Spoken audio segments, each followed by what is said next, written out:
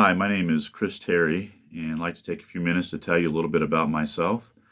I grew up in the state of Arkansas and have lived in the state of Oklahoma for a little over 18 years now. While in Oklahoma, I met my wife, Rebecca, and she and I have been married for over 17 years, and we have three daughters, ages 15, 12, and 10.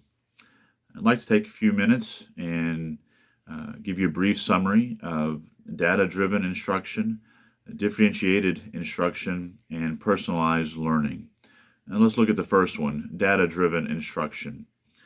Data-driven instruction is an approach to teaching that aims to give teachers a better understanding of their students' educational needs through means of collecting data so that teachers can then best determine how to meet the needs of their students moving forward.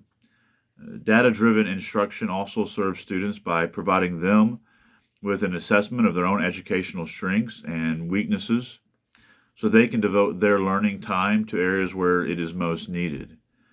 Data-driven instruction believes that the collection and use of data can lead to increased student performance. The types of data that are collected and assessed in data-driven instruction can be both formal and informal. Some refer to it as academic and non-academic data. Formal data would include such things as test scores, quiz results, periodic assessments, inventories, reading and writing samples, while informal data might include such things as class notes, behavior, attitudes, participation, technological capacity, behavioral records, etc. Once the data is collected, the analysis of that data is the next important step in the data-driven instruction process. Good data collection and analysis should reveal patterns and strengths and needs of those being assessed, whether it's a classroom or an individual student. This analysis will then allow teachers and schools to make informed instructional decisions moving forward in instructing their students. Once data is collected and analyzed, and informed instructional decisions have been made about what steps need to be taken, teachers can then make instructional plans that will aid in fulfilling those determined steps in an organized manner. These plans can be developed around particular units of learning, or they can be created for daily, weekly, or monthly lessons. If instructional plans are created carefully and they are committed to, they will serve the students well in their learning objectives. One of the most important features of data-driven instruction is that it is most helpful when the process is continually repeated. Educators must continually assess their students to determine if their previous assessments and analysis and actions moving forward worked for those individual students. I think that data-driven instruction is important because it helps the teacher better meet the educational needs of his or her students. It does this by helping the teacher know what those needs are, why they might be there, and what instructional decisions need to be made in order to help their students achieve academic success. The next item I'd like to look at is differentiated instruction. Differentiated instruction recognizes the differences, similarities, strengths, weaknesses, and abilities that students have. It's a way of teaching that requires teachers to know their students and their abilities well in order for them to plan instructions, tasks, and experiences that will improve the student's ability to learn. Differentiated instruction seeks and provides multiple options for students to be successful in learning and not to be left behind. Differentiated instruction is not a single strategy of teaching. Instead, it is a philosophy in instruction whereby teachers adjust their curriculum and instruction in order to maximize the learning of all of his or her students. The average school or classroom, regardless of location or size, will have students who vary in their learning abilities. For example, most classrooms will have students who are average learners, have language barriers, different learning styles, or varying interests. All of these differences and similar other ones like them can make learning very difficult for the student if the teacher doesn't recognize those differences. The differential instruction is not giving some students a pass because they don't learn as well as others might. Instead, it allows the teacher to recognize the differences and abilities that students have and develop personalized instructions for those students so that they can learn effectively.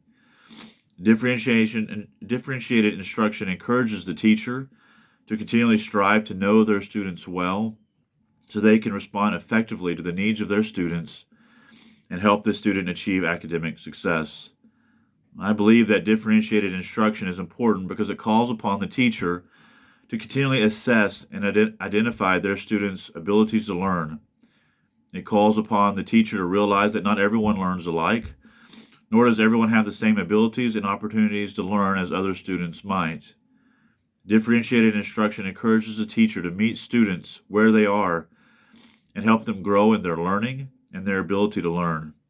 To not do so runs the risk of frustrating a child who desires to learn and may cause them to fall behind in their education. The final thing that I'd like to look at is personalized learning.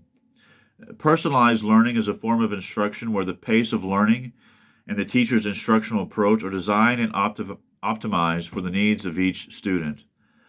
Although personalized learning may mean different things to different people, one crucial component of personalized learning is that it gives students more choice over what they learn and when they learn it. The students can choose the content, and they have the freedom to move forward when they feel ready to do so. And they have the ability to ask questions when they feel like they are falling behind or when they feel like help is needed.